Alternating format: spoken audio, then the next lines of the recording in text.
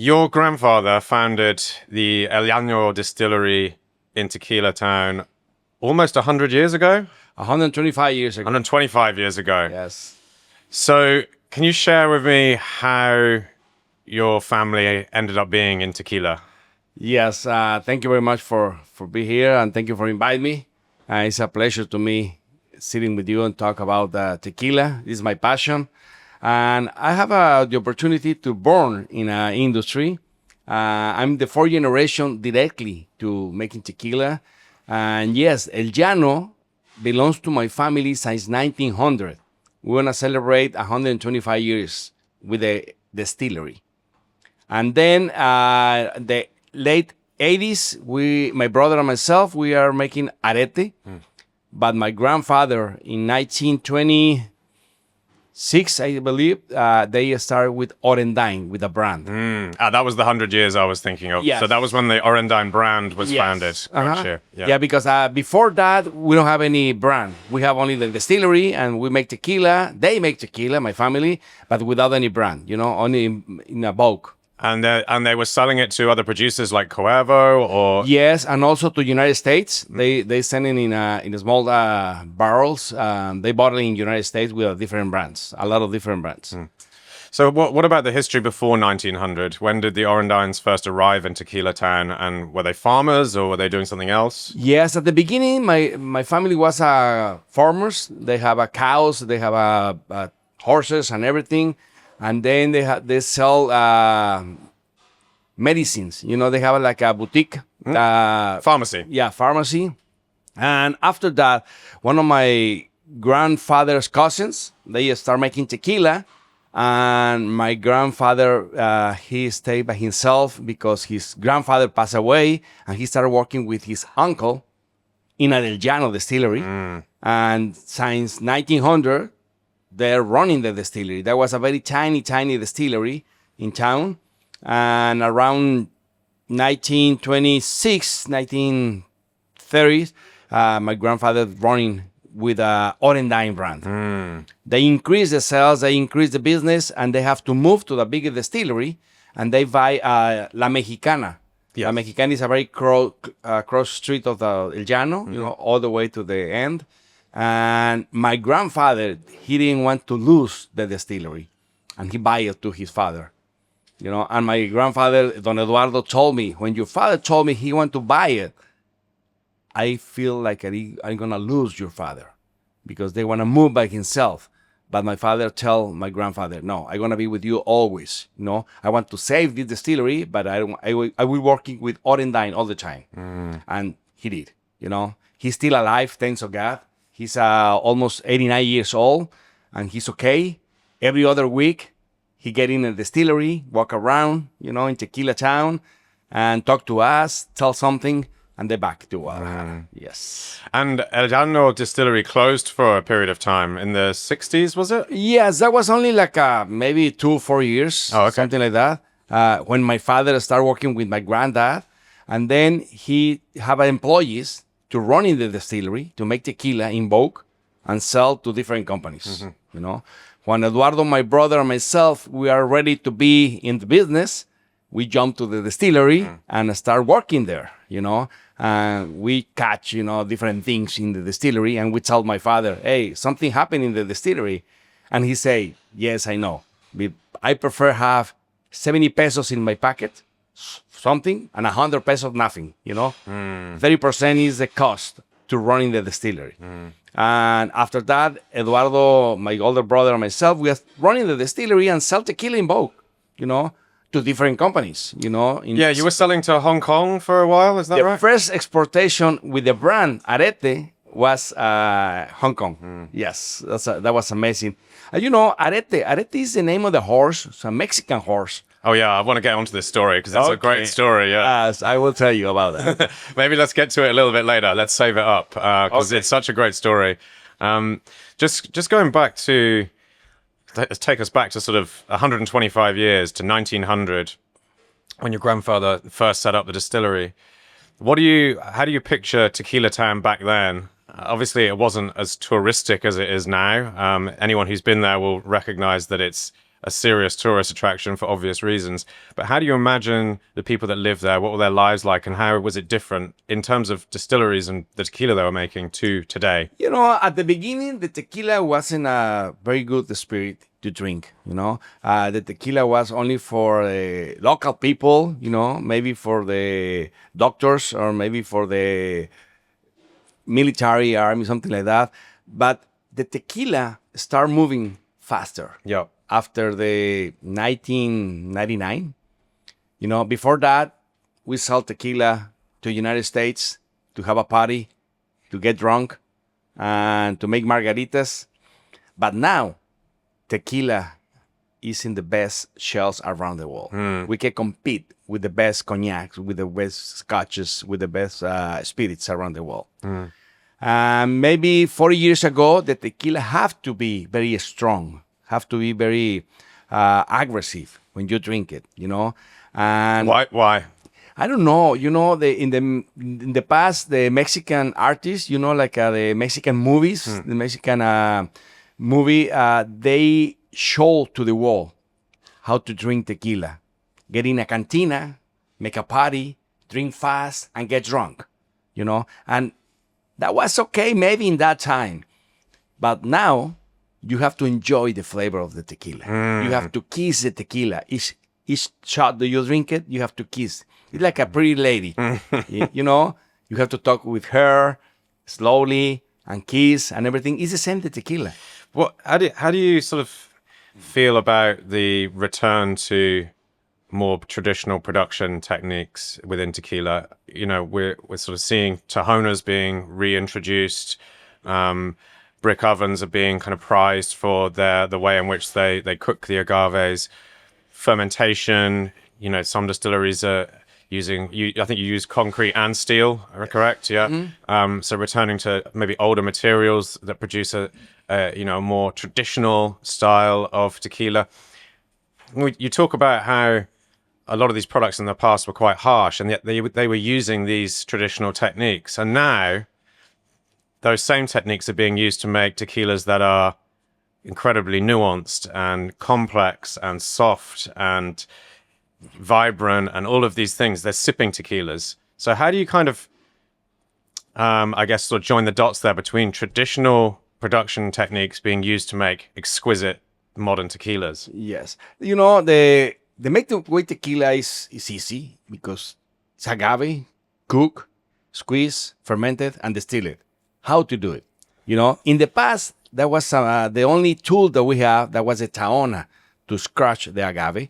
Now we have the roller mills, and now we have another item, another tool that they call diffuser. It's more efficient, but change the flavor. You know, that no means it's bad or good. It's different. You know, if you use tahona, it's a charmy, but it's not efficient. You need maybe 12 kilos to make 1 liter of tequila. If you use diffusor, maybe you need 4 kilos for make 1 liter of tequila. It's 100% agave, it's tequila, but tastes completely different. Yeah. And just to be clear, roller mill sort of sits in between those two. Yes. Yeah. Because the roller mill is like a tahona, but more efficient. Yeah, mechanized. Yes. A little bit faster, a little bit more efficient. Yeah. Maybe you need 8 kilos Yeah. to make 1 liter of tequila. You know, that's the reason a lot of distilleries, they want to be like the traditional way using tahona because it's charmy. But you lose a lot of money because you have to spend more agave to produce 1 liter of tequila. Change the flavor? Yes. A little bit, you know. Yeah. I mean, would you say that the difference in flavor between a roller mill and a diffuser is bigger than the difference between a roller mill and a tahona? Tahona, yes. You know, for example, tahona to roller mills, maybe the difference is only 20%. Yeah. But roller mills to diffusor maybe can be 100% different, you know? Can be, right? Yes. And especially if the rest of the production techniques are also built for efficiency as well, right? You know, a long time ago, when the diffusor get in Mexico and the tequilero start to using, I was, raise my hand and say, please, don't use diffusor for 100% agave. maybe you can use diffusor only for tequila, but not for 100% agave. But the big companies fight to have the diffusor everywhere, And now a lot of people, a lot of companies use diffusor to make tequila. Yeah, I want to get on to regulation and the CRT, if you're up for it, a little bit later, and talking about how tequila should be regulated and what the rules are, because it's a constantly changing thing. But yeah, just going back to what you're saying about diffuser, it's become like a very controversial... Diffusers and additives seem to be the kind of two most controversial sort of parts of the tequila story at the moment. And it seems to be largely down to the lack of transparency in production, whereas you don't need to state that you use a diffuser, you don't need to state that you put additives in. Do you see that these techniques are a threat to the category in general because they potentially mislead consumers about what tequila is in terms of its flavor, its expected flavor? Yes, the tequila changed a lot, and we have to be in the market. And the market demand volume. And volume means price. And you have to do something to compete around the world to different spirits. And maybe the big companies, they have to use the new tools to make tequila. It's complicated to say it's good or it's bad, But for me, the taste for the tequila that you make in rolling mills or Tahona is very, very different than the diffusor, because in the diffusor, you make a lot of volume, high alcohols, and you can save a lot of money. But that's the competition, the world competition. Last year, the big companies reduced the sales, and the small ones, we increased the sales. Why? Because the people start looking for different tequilas. Authentic tequilas. More category, more perfiles, more flavor on it. That's the reason now there is a lot of new brands, making in the old ways to offer to the customers. Because the customers looking for a different flavors, looking for a different expressions. That don't mean the tequila, the big brands have to be out. No, the big brands open the market for us. Yes. Long time ago, if you travel everywhere, that was a tequila on the bars, but only one brand. Now you can find like 10, 20 different brands. Some places here in London, you can find like 30 different good brands. Probably in this bar, actually. Yes, here in the Cafe Paifico, this is one of the biggest promotions of our spirits, tequila, mezcal, sotol, bacanora, all the spirit that we have in Mexico. It's amazing. In Mexico, each region have a specific spirit. And long time ago, it was only local. Now, the people start moving and offer our spirits, Mexican spirits, to different places. Would you like to see it made a requirement that diffuser-made tequilas are labeled as such on the bottle? Or a new category is created similar to 100% agave and tequila, and then diffuser tequila, or I don't know, some other terminology that describes what's going on? The regulation, the CRT regulation is only tequila and 100% tequila, 100% agave.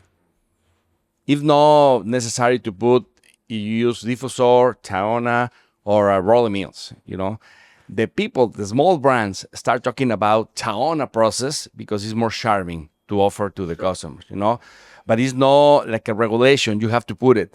Maybe we need to do something with the NOM and tell them, put in that label.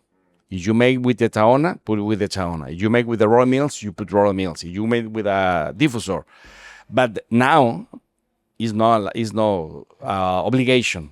You can make your tequila 100% agave. It's true. You put tequila in the bottle, and that's it. As like a small-ish family-owned operation, amidst and close to other small-ish family operations in Tequila Town and around Jalisco, how How sort of empowered do you feel to lobby the CRT for change? Is that something that sort of tequileros talk about and consider, or is it because there's big companies like Cuervo and Sauza and multinationals involved like Pernod Ricard? Is that just kind of off the table? They don't want, maybe they don't want to talk about that specific on the label because they can offer tequila and that's it, and you drink tequila. But if you read on the label, it's made with the old way, the chaona process and all the stuff, maybe you're going to see, oh, let me try it, But to do that, have to change a lot, because the biggest brand, they have to make a lot of volume, a lot of liters of tequila and offer. And it's not successful when you use Taona and sell 1,000 and 1,000 bottles around the world. Yeah. It seems to me that the things like the diffuser, it actually threatens mostly contract distillers who are using roller mills and autoclaves, let's say. And they, in the past, have been making bulk tequila, white label products that can be branded, come and see me. I'll do your brand for you. I'll make this product for you. They were already operating at fairly low margins, making okay tequila, 100% agave tequila. But when you introduce a competitor who has a diffuser, who, as you say, can produce tequila with 30% less agave, a little bit more, right? Then that really threatens those sort of contract producers, right? Yes, it's complicated to compete with the big leagues. If you want to be in a big leagues, you have to use diffusor. Yeah. But if you use diffusor, also you use column distilled, because it have to be more efficient. If you want to blend diffusors and pop stills, it's okay, but the flavors change a lot. In Arette, in El Llano, we produce the same way like my grandfather, only we take the Taona out and we put a rolling mills, because that was a very complicated still making with the Taona, the volumes that we need in that time, But now, if I don't want to say any brands, but the huge company, if they want to use only Taona, it's going to be impossible to compete around the world. Yeah. We need the new tools, the new items to compete. It's like the race car. Maybe you have your car and you love your car because that was a very old car, but you cannot compete with the new technology. Yeah. You have to be in the new technology to be compete with the big ones. Yeah. I suppose the sort of strange exception to that rule is Patron, because they've managed to maintain a huge amount of Tahona produced tequila at scale by basically just building more and more ovens and more Tahonas and more stills, right? Yes, that's amazing because Patron is a big company and they use it, replicate the small distilleries, but also they have a rolling mills and also they have a diffusor. They have everything, the three ways.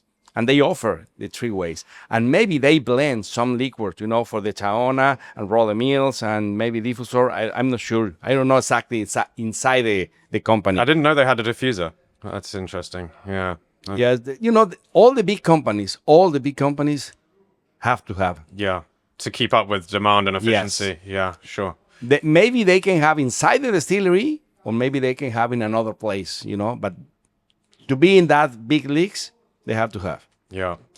You've mentioned like how the authentic producers, the likes of yourselves, Don Fulano, Fortaleza, many others in and around Tequila Town, you kind of you band together, right? I mean, you showcase your brands together at bar shows, you travel together, you're effectively a community of producers that are all have the same intention, which is to kind of sort of elevate the craft of tequila and the quality that's in the liquid there. I always find it interesting, like if you go back 2 or 3 generations in tequila, you find that all of the families are kind of related. You've got Cuervo, Rosales, Salas, Gonzalez, Orendain, Sauza, Jimenez, and probably a few others. Yes. Through marriage, love, through war sometimes as well, particularly Sauza and Cuervo, right? Yes. It feels like that's sort of happening again now. Maybe not through marriage, but that there are families that are coming together in the same kind of way as happened 100 years ago. Would you say that's an accurate sort of picture of it? Yes, I love to be in the market with my friends. You mentioned we have like a Cantina Mexico, and we work together because we are very close friends. Guillermo from Fortaleza, Sergio for Don Fulano, we and myself, my brother, my family, they are very close. And we are very happy to work together around the world. Spend money together to offer to the public a very good tequila.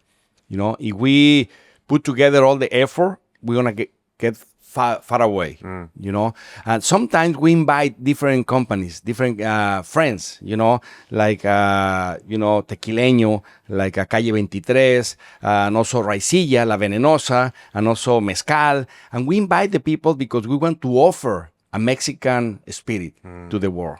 You get in the Cantina Mexico in maybe one of BCV or whatever show around the world, and you get there and you feel in Mexico. And we are friends. We are talking about the category. We are talking about our country. I don't care if we sell Fortaleza or Don Fulano or Arette or wherever, but we are all together. And that is very happy for me. In the past, in my family, I'm tequilero because my family, Orendain, is tequilero. But also, my mother's last name was Rosales. We are relative of the Rosales. And my grandfather of the father of my mother, he used to have Tequila Rosales in the market. And Rosales is that Herradura originally? Also. Yeah. Yes. Yeah. Also, they have some relative with the Herradura. Yeah. And also the Camarena from the Highlands. Sure. Yes, they're relative for us.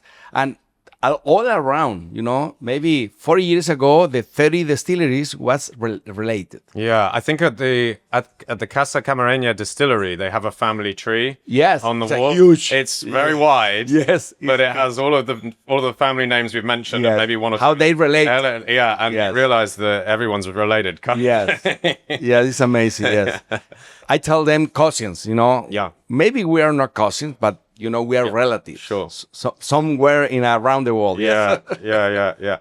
And then, being that you are still a family-owned distillery now, El Llano, that is, how does that kind of affect your sort of outlook on how you make tequila and how you sell it? I mean, you also own all of your agave fields, right?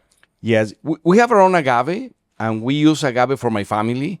Maybe for cousin, maybe some uncles and something like that. But sometimes we buy agave for my employees. My employees, they have land and they planted agave, and we help them to use his agaves in our brand. Nice. So it's like it's almost like a share scheme for the business in a yes. way. Yeah, I like that. And also we try to have only agave for the valley. As you know, tequila have to be made in the state of Jalisco, and also can be in small areas for different municipalities close to the state of Jalisco. But the agave that we use, we prefer to use it only in the valley. Arenal, Amatitan, Tequila, and Magdalena, in this area. We try to use only agave for that area because it's close to our distillery, it's easy to harvest, and we really love to harvest our own agaves. We don't buy agave in truck. You knock my door and say, I have an agave in the truck. I send it to you. I say, thank you very much. No, because we want to see in the fields before we harvest. Besides that, do you sort of subscribe to the idea of terroir? Do you see that there's a big difference between agaves from Los Altos and the Valley? Yes, completely different. Yes, and the flavor change. Yeah. In the past, 40 years ago, that was easy to detect the agave for the highlands and the valley, because the brands for the valley, they use only agave for the valley, and the brands for the highlands, they use only agave for the highlands. Now, the people have agave everywhere, and they blend it. It's okay, because it's great. It's agave, it's a blue agave. But yes, if you use agave for the highlands, you're going to feel different flavors that for the coast, or maybe for the Tamaulipas. Changed the flavor a lot. And the location of the distillery as well, right? Yes. So lowland or Tequila Valley distillery, 300 or 400 meters lower than Los Altos distilleries, and so the altitude kind of plays in as well. The agave gets more mature faster in the valley than in the highlands. In the highlands, the temperature is high.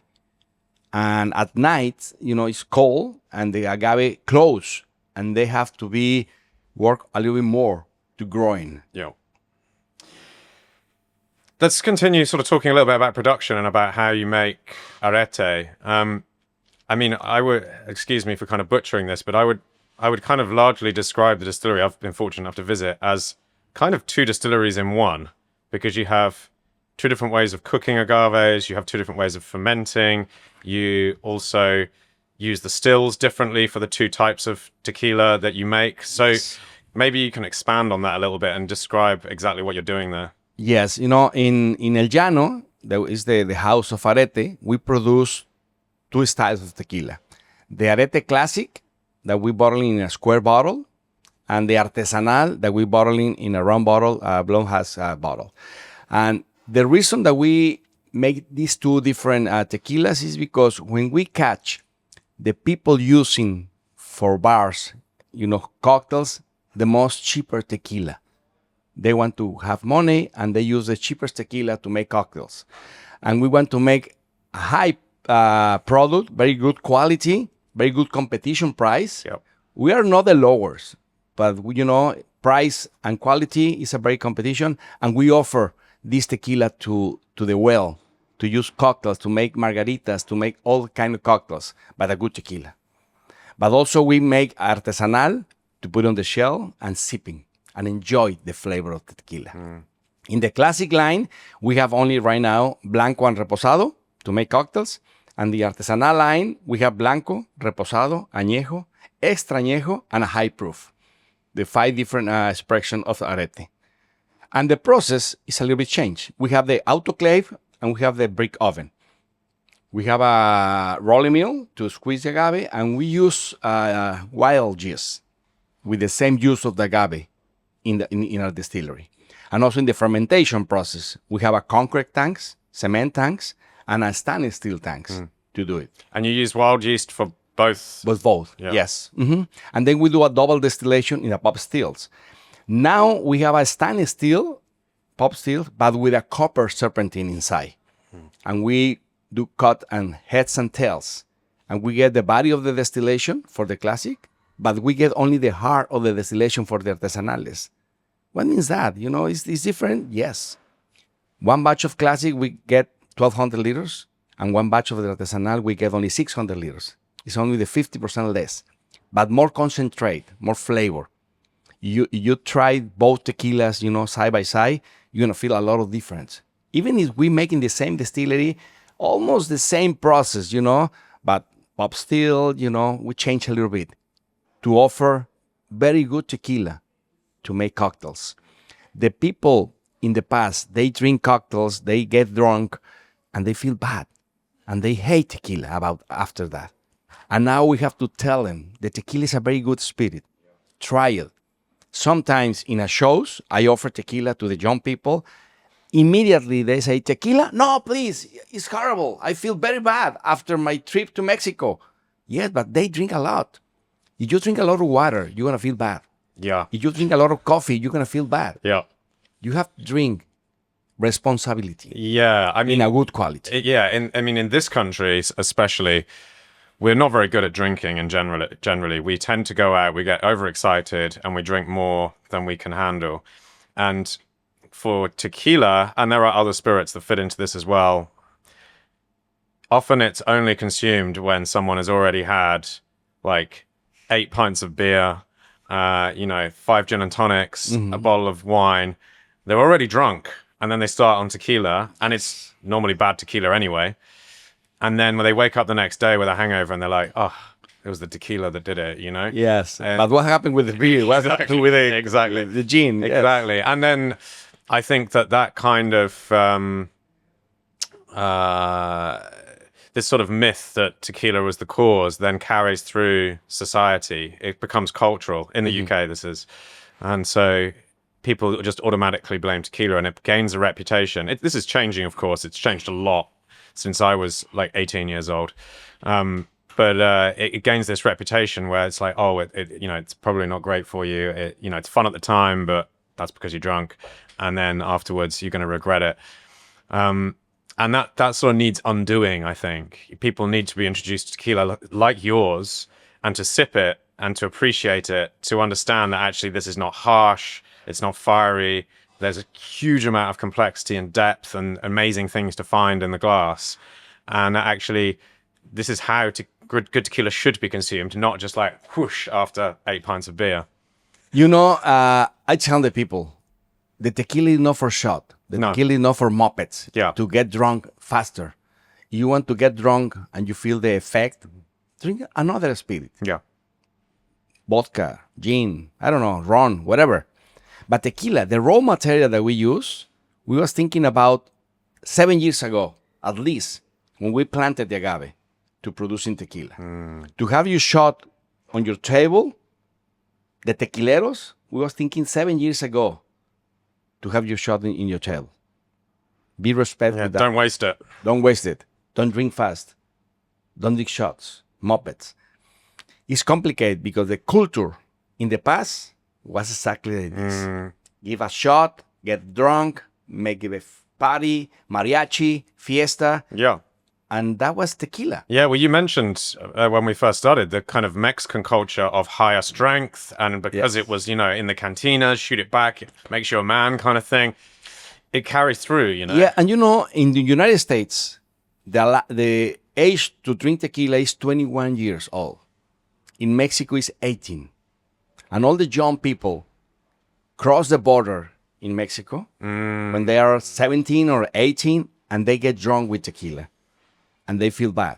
Yeah. And they hate tequila. It's not a good start to your journey with tequila. No. It's not a good start. And now, with the new generations, with the new styles to make tequila, we have to teach the people how to enjoy it. It's not for drunk. It's not for get drunk. They love to do laybacks, when they put it in a bar and they it's happy once, but it's not good. You have to enjoy it. Yeah. Drink slowly and feel the tequila when this came in your body. I love that. Yeah. And I think you mentioned, 7 years to grow the agave, and all of the process that goes into making it. And also all of the culture that underpins it, the history, the food that is paired with it, the, mezcal history. And, we started talking about, farming and the birth of tequila itself. There's so much rich culture involved in it as well. And to just kind of throw it down your throat, it sort of misplaces all of that. And it's a huge shame.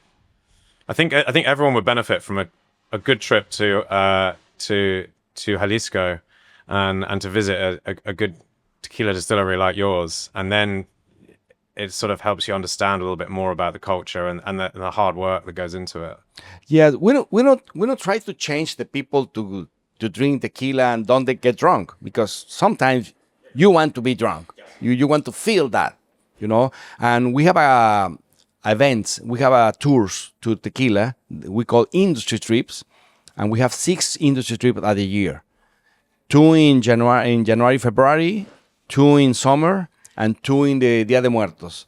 And we invite bartenders around the world, and they get there, and they get drunk sometimes, but we teach them how to drink it.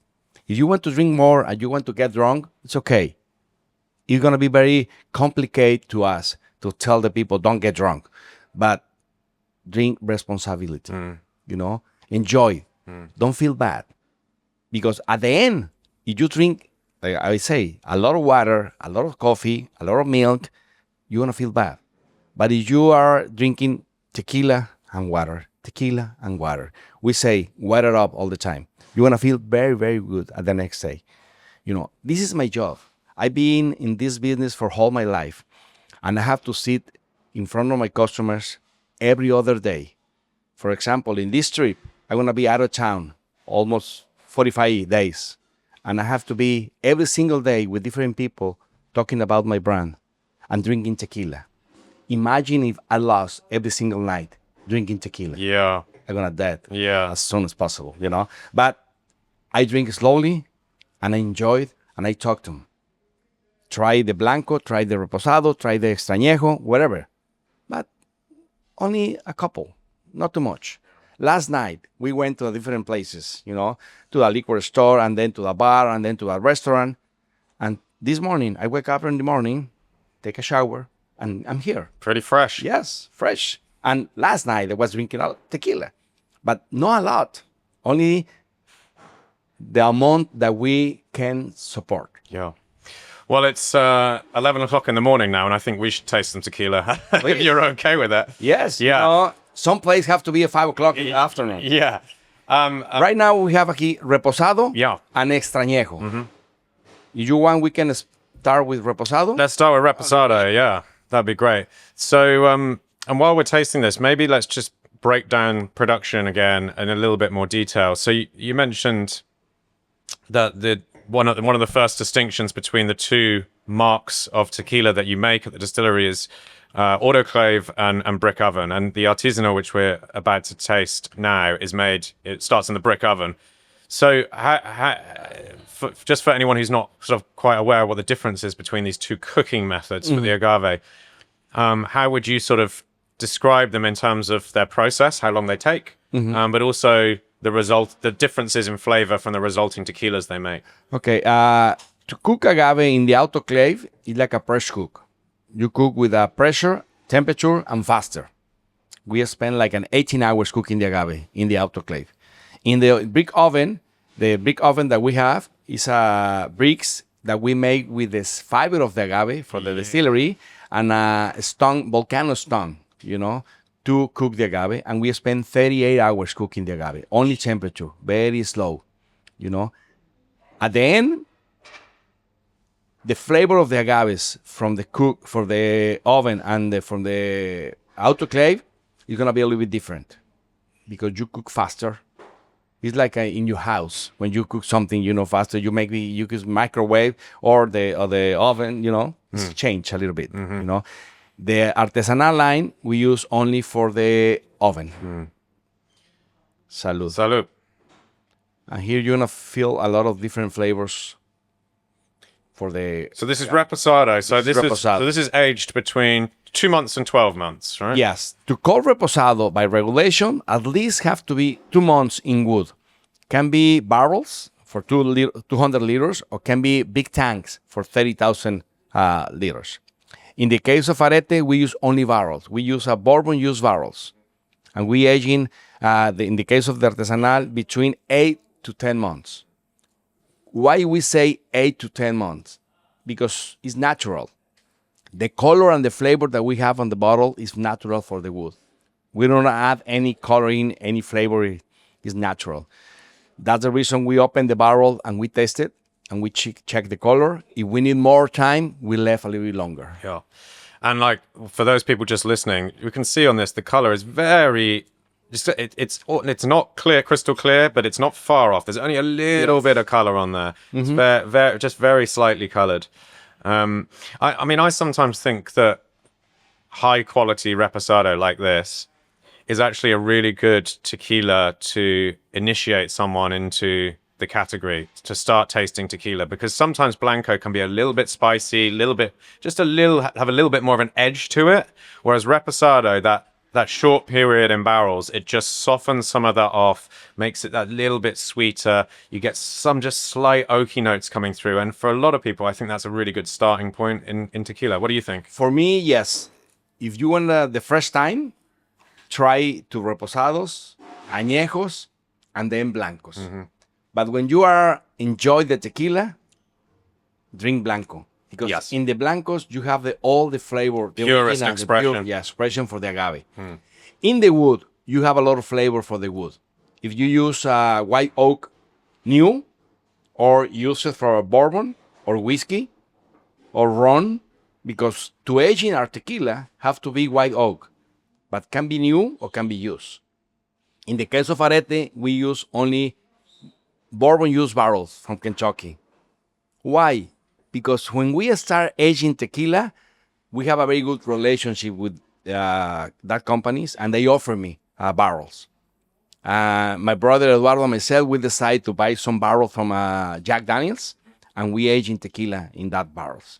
And then we try Four Roses, good for reserve. And then we have some expression like early times. And now we have some only small batches for wine, Yes. for cherry. Yes. You know. I remember you showed me around your cave just across the road from the distillery. Yes. It's an amazing place. It feels like a chapel or a church. Yes. When you sort of step out of that hot sunlight that's pounding down on the streets of Tequila, and you walk inside, and it's like walking into a fridge or refrigerator. It's not that cold, but the temperature difference is like that. And it's natural temperature. Yeah, it's amazing. That thick stone walls, and then you've got beautiful iron gates in there as well.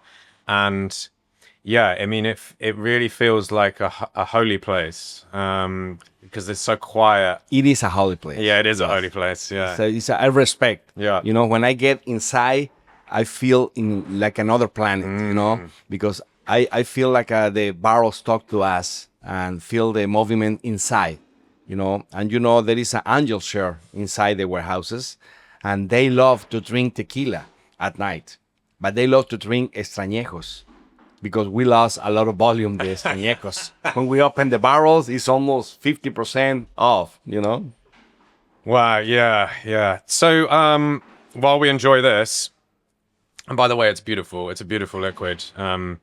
You know, it's certainly got that agave quality to it. I still get some sort of fresh grapefruit coming through, a little bit of salt, but also that barrel it brings in a slight peppery dryness to it, just a slightest amount of tannin, and then just a little bit of like sweet dessert notes as well. But it's very sympathetic, I think, to the spirit of the agave itself. You know? Yeah, we have a lot of flavor of the wood.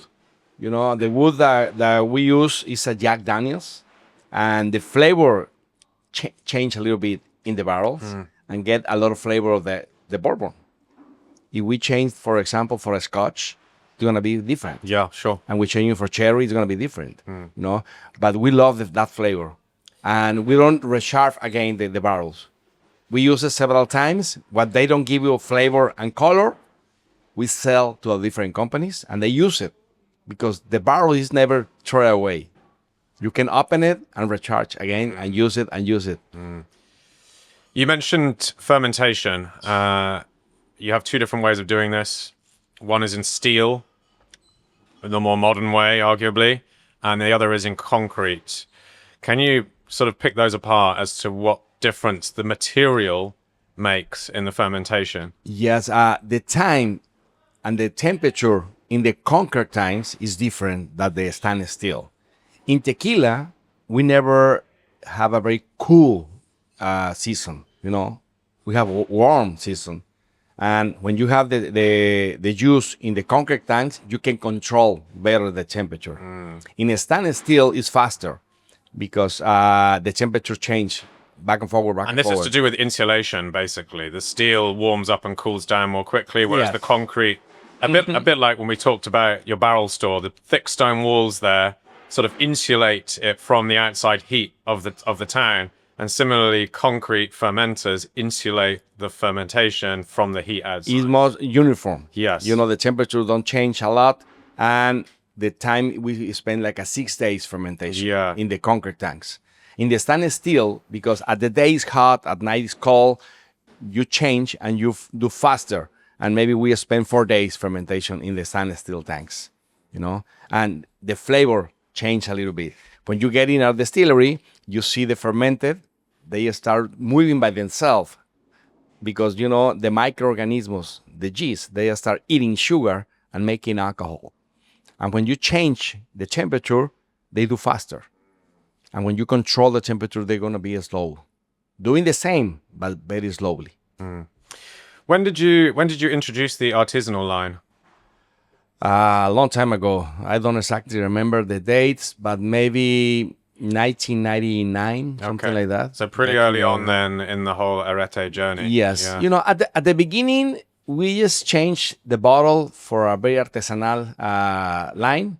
But the real process, we changed maybe end of 90s, beginning of 2000. And you were making tequila before that as well, right? Mixto tequila. Yes. Yeah. The first arete in the market from Hong Kong was tequila. That was a blend. It's a 70% agave and 30% brown sugar, piloncillo. And we doing the process together. And that was the first arete that we produced. Yeah. And then we decided to start making 100% agave. Do you still have any bottles of the old mixed? Yes, we have some like a saving, you know, like maybe 5-6 bottle, you know. I'm used to have a display in the bar, remember, across the street. I have a display for the bottles. And once day, there was a American guy. They have a collection. And my nephew was there. And that guy say, oh, I like this bottle. Can I buy it? And he say, it's the collection. I'm going to pay that $10. Okay, give it to you. He sell it. I say, oh my God, why? That's our collection. It's part of the museum. Yes.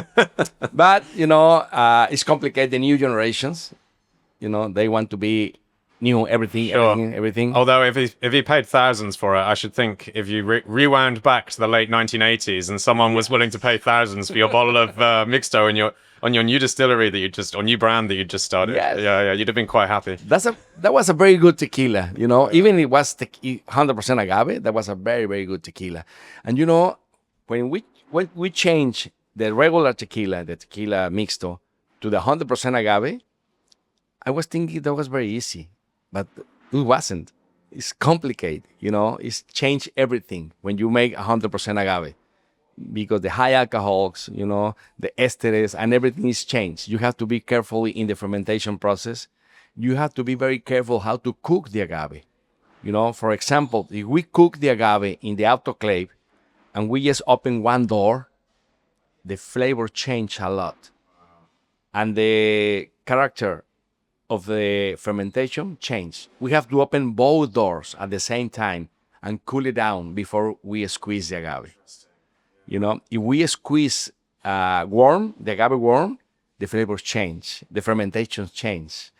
And that we find it after the years and years and years doing expressions, you know, doing different change in our distillery. When my brother Eduardo and myself, we start making tequila, we use the same recipe of my grandfather and my father give it to us. Now the recipe of Arette is completely different than Orendain. You try the tequila in our distillery, you try the tequila at my father's distillery, it's completely different. Even we have the same masters, you know. My father is still my master. He's one of the best guys I know. He teach me a lot how to love the industry, how to produce tequila. And I have the opportunity to talk with my grandfather.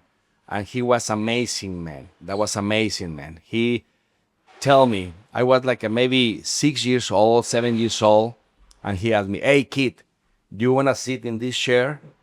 And I said, oh, my God, this is my grandfather's chair, you know, the COO. And he said, oh, my God, yes. Okay, you have to learn from the bottom to the top.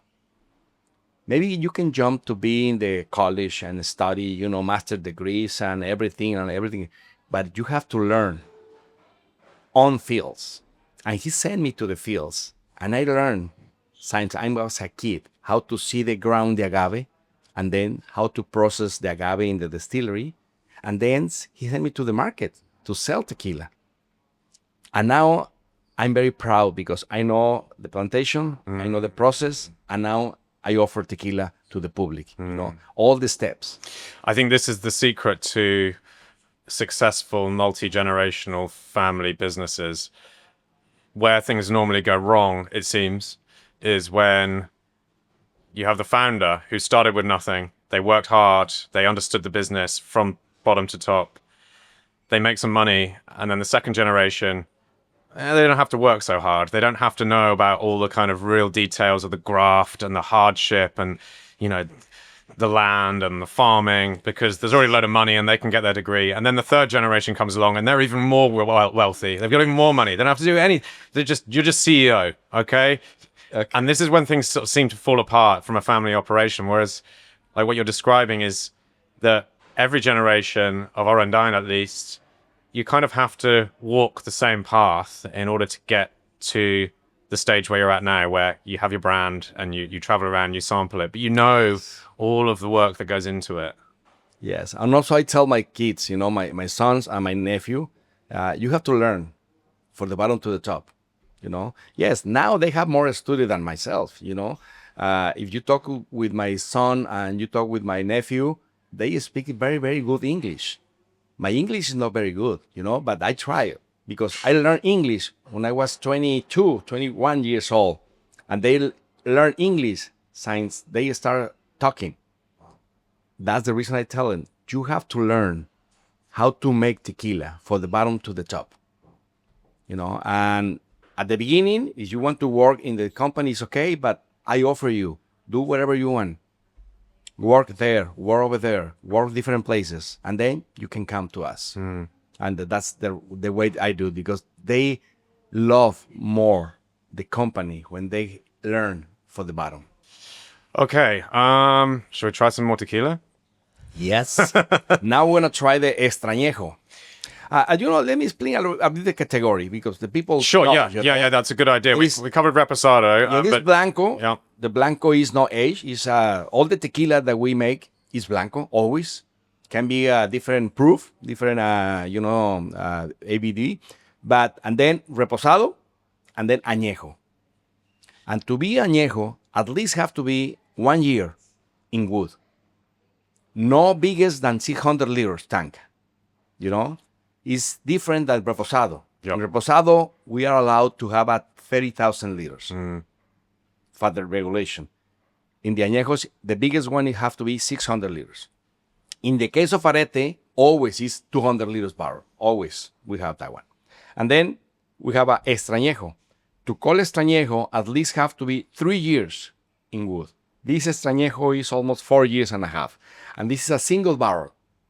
That means we open a barrel, we make a batch, and we bottling. Each single batch of this Gran Clase Extrañejo is going to be different between both. Thank you. How much would this sell for in the United States in dollars? Do you know? This one around $150 a bottle. You know, the price of the tequila, you can put it on the shelf and you offer $200 a bottle, $500, $1,000, but because you dress the tequila with a nice bottle, you know. This is a regular bottle. I love it. I like the presentation, but tequila is amazing. It is. It is amazing because it's a Extrañejo, almost 4 years, and the color and the texture. You see, when you turn around the glass, some people see legs, some people see tears. And the people say, why? You are single, you see legs. Yeah. You are married, you see tears. I'm just kidding. That's great. Salud. Salud. So while we're drinking this, and by the way, it's amazing. I'll give some tasting notes in a minute. I think now's a good time to maybe tell the story of Arette, the horse that's on the bottle, because it is just such a fascinating bit of Mexican history. Yes, you know, my brother Eduardo and myself, we are horse lovers. We get in the horses before we walk, and we get in love with the horses all the time. And when we are thinking about making our own brand, we start reading, because we are talking about 1984, 85. We don't have any internet. We don't have any, Wikipedia and everything. And we have to read, in the newspaper and also in the books and encyclopedias. And we are reading about Arette. Arette was a Mexican horse who won the gold medal in the Olympic Games in 1948 here in London. Yeah, it was in London, wasn't it? Yeah. Yes. And the amazing things, the horse we call criollo. That means that was a very nice high quality horse. And the horse had an accident when he was a young horse, and he cut his ear in the trailer, and that's the reason the owner of the horse called Arette, because Arette in Spanish is the earring, and they call Arette because the accident, the ear. But in that accident, they hit the eye, and he started losing his view in one eye. Yeah. And even that, when General Mariles take the horse and start training to equestrian, to jump, the horse was very good for jump. And even that, he lose his eye. And he won 2 gold medals and 1 bronze for Mexico. That's the first medal ever for Mexico in the Olympic Games. And that's the only 2 gold medals and 1 bronze for Mexico. I think it's Mexico's most successful Olympic Games ever was when Arette and General Morales. That's the highest rank in the competition. Yes, which is quite remarkable. There's another part to it, of course, as well, because the president didn't want Arette to compete. Yes, before the trip to London, the president of Mexico called General Mariles and tell him, you cannot be in the Olympic Games with that horse. You're gonna embarrass Mexico. You're gonna be one-eyed. Yeah, one-eyed horse. Yeah, horse. Yeah. To the Olympics, it's not. And General Mariles say, please, believe me, it's a very good horse. We have opportunity. And the president say, no, you cancel the trip. And the General Mariles take all the team, and he moved it without the permit of the president. They basically fled the country, and I think they went to Italy first to compete. Yes, yeah, to Italy to get in Rome. Yep. And when he arrived in Rome, the ambassador of Mexico, he called him and say, hey, the ambassador was a military too, and that was friends, and say, hey, I have an order of arrest because you left Mexico without a permit. And he say, no, that's I understand. Tomorrow we can talk in your office. But tonight we are in the pub, in the in Rome, in an event. We can talk tomorrow. And the general say, okay, see you tomorrow. At that night, General Mariles and his team, they move to different country. And they don't have any money to steal in the trip. And they have to sell some horses, in a... I don't know. I forgot the name. It's in Austria. They sell some horses in Austria, in Vienna, and then they move to London. So what you got to imagine is you've got this equestrian, General Morales, plus his entourage, other equestrian competitors. They've fled Mexico going against the wishes of the president with a one-eyed horse who's going to compete in the Olympics. They get to Italy, they compete in other shows, they win. Yes. Then they're traveling through Europe, being chased by the Italian ambassador, or the Mexican ambassador to Italy, all the way making their way towards London, where they're going to compete in the Olympics. And then, lo and behold, it's an incredible win for Arette and for the Mexican Olympic team. Yeah, they won the individual and the team and the 3 days competition. 2 golds and 1 bronze. And when the president of Mexico heard the news, he was very happy and he forget about it. Yeah, and of course he did. When General Mariles get back to Mexico, he was a hero. Yeah, that was a parade and everything. And after years, the horse passed away, and they had a big statue in Mexico in the military base. They had a statue for the horse and the General Mariles. Okay. Yeah, I mean, I wonder what would have happened to him if he hadn't won the gold at the Olympics. I expect he would have been in a lot of trouble when he got back to Mexico. Yeah, but after they won, they forget about it. Yeah, funnily enough, they forgot about it when Mexico looked great. Yeah. Mm-hmm. Super. But yeah, this tequila, Next Anejo is just amazing. It's got this sort of buttery notes to it. There's some caramel and vanilla, but then underneath all of that, there's still this wonderful kind of cooked agave note. I think that's often what happens with the best Anejos and Extra Anejos. Even the time that you left in the barrel, we don't lose the original flavor of the agave. You can taste at the end. But I think it evolves. It perhaps loses some of the freshness, but it becomes more kind of cooked and like that smell of opening an autoclave or a brick oven when it's just finished cooking. That sort of sweet caramel slightly pineapple-y note to Yes. it, you know? When you get in a distillery, you walk inside and you smell the agave cook. You know, you find that's odor here in the glasses. And also we have a high proof. You know, and, Yes. and the reason that we Fantastic, have yeah. and the reason that we have a high proof, because when we invite the bartenders to visit a distillery, always we take a sample of the day and put it in the bar. And I offer to the bartenders, and I tell them, you know, this is the tequila that we produce today. Try it, and they love it. And they say, may I have a bottle? And I say, no, because it's high proof. We don't sell tequila in a high proof. Why? Because we love it, and I give you a sample free, you know. But everyone want a sample. And that time we're talking about with Eduardo, my nephew, and Eduardo, my brother, and my son. And we say, why not we make a high proof? And we start making a high proof, you know, different proof. And we decide 101 proof. That means 50.5% alcohol. Why? Can be 110, can be 105, can be 100. Why 101? Because I love 101. When you say, nobody say 101. Everybody say 101. 101. And sounds great. Yeah. No, 101. It flows off the mouth very nicely. Yeah, and I can attest to the fact that it is one of the best high proof Blanco tequilas out there. Because there's quite a few distilleries doing it now at the higher end. Casquine, I think, were one of the first to do it.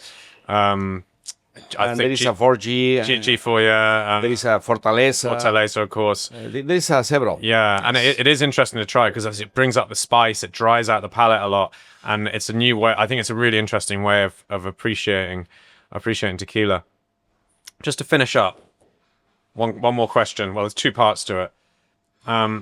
What are you most excited about for tequila in the next 10 years? And what are your biggest concerns about tequila for the next 10 years? The biggest concern is the big competition that we have right now. You know, every single day we have a new brands and new competitions on the street, on the shelves. But we know we have to focus and we have to be where we want to be. We have to be in this area. We're never gonna be the cheapest one, and we're gonna be the highest price, you know. But we are focused in a specific place, and we offer a good quality. If you are making good tequila every day, you're gonna have a very good consumers every day. Maybe they can wanna try different expressions, but at the end they're gonna be back with you because they're gonna be in love with your tequila. And one of the big issues that I have. Another one is the agave now. Agave is complicated because there is a new people jump to the agave fields and planted agave without know anything, you know, only because that was a good business in the past. And they invest a lot of money because they have money. But to plant an agave, you have to learn how to do it. And you have to know how to use it after it's mature. Because when the agave is mature, you have to process. You cannot save the agave for 1 year more. When it's mature, you have to harvest and you have to make tequila. And now we have a lot of agave ready to harvest. And that means the price is low. But a couple of months ago, last year, the agave was very high price. And the tequileros, we have to pay the price. And now the agaveros have to support the lower price. Is that not some way mitigated by the fact that you own your own fields and agaves? I know you said you're buying some agaves from some of your employees. Anyway, if you have your agaves, the agave have a price. Yes. Anyway. So the price is still there, whether you're going to use it yourself or sell it to someone else. Yes. You know, the people say, you have agave, no problem. You know, yes, I have agave, but the price of the agave in that time, the value, the value is that price. I can use it, yes. I can support my brand, but the price of the agave is that one. You know, I cannot say the agave is my agave. I'm gonna buy it for 2 pesos when the agave is 30 pesos a kilo. It's impossible. You know, if I want to have money in my pocket, last year sell my agave to different companies and I get a lot of money, but I lost my brand. We have to support our brand. You know, I'm a tequilero. So you're growing more agave than you need for Arette? Sometimes. Yes. Sometimes, yes. Yeah. And sometimes we have to buy it to my employees. Sure, yes. Got you. So you are not immune from the fluctuations of price that are going on. And the fluctuations seem to be getting increasingly more dramatic, right? Yes. Very, very high prices, very, very low prices. Yeah, when I start working with my grandfather, they told me, in that time, the agave was 50 cents a kilo, or maybe a peso a kilo. And when we are short of the agave, we have to pay 2 pesos or 3 pesos a kilo because it's 100% more, 150% more.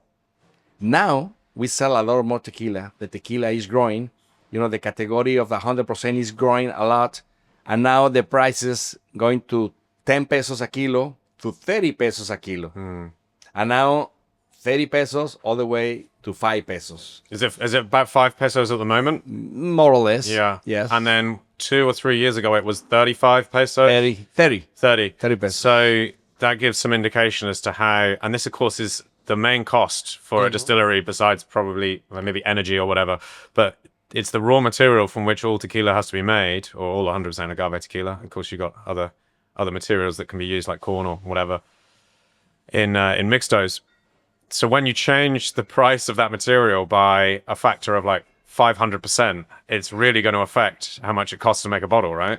Yes, but it's impossible to charge the increase of the price of the agave to the price of the tequila. Of course, yeah. We lost. You just have to write it out. We have to support the price, and invest money to save our brand.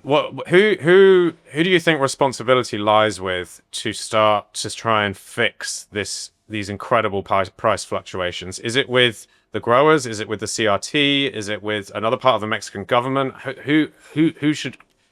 No, it's no responsibility for anybody. It's the people to invest money without know the agave plantations.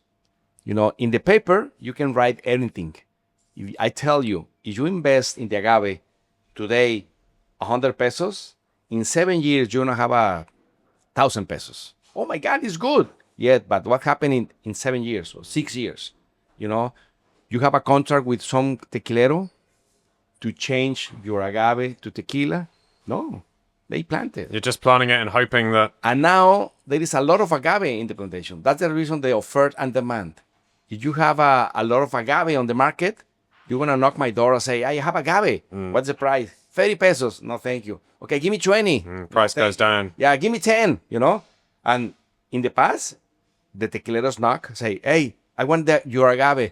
It's 20 pesos. Oh, it's too expensive.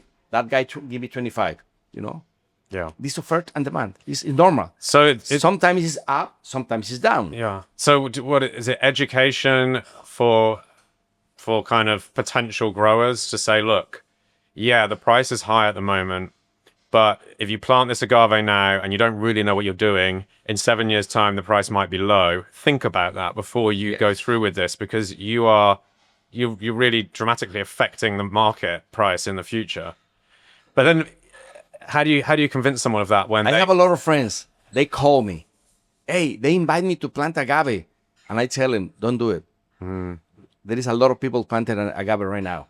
And the price is going to be down. No, you are crazy, man. You want all your money for yourself. I want to invest the money because I want to save. I want to do it.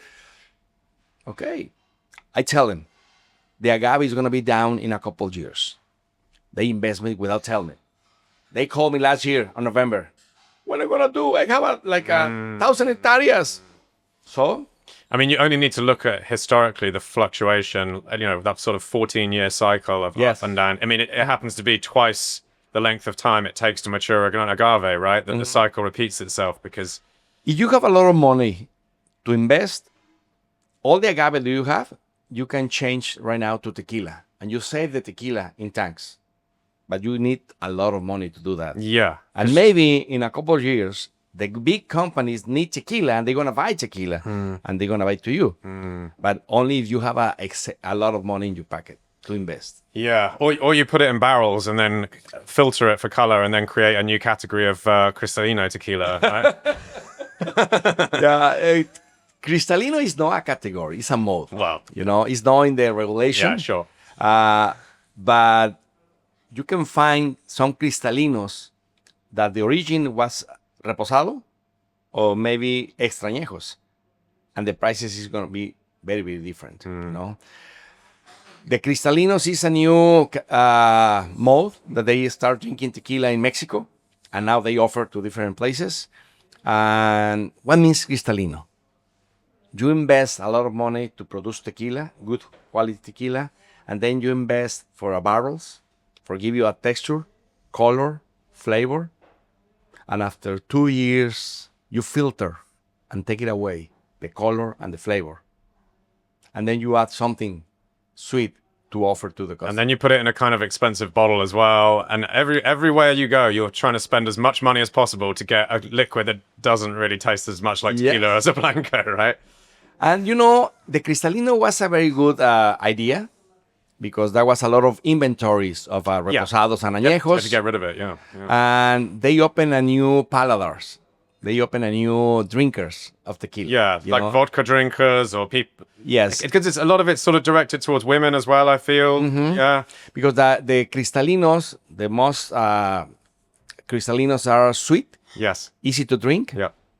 And the people start drinking Cristalinos and then change to tequila.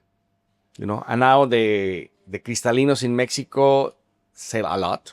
At the beginning, it was only 2 or 3 brands. Now it's like 35 or more different brands. And the advertising as well. There's a lot of the advertising that I've seen around Guadalajara is billboards with Cristalinos, right?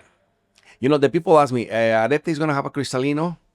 And I say, not yet. Why yet?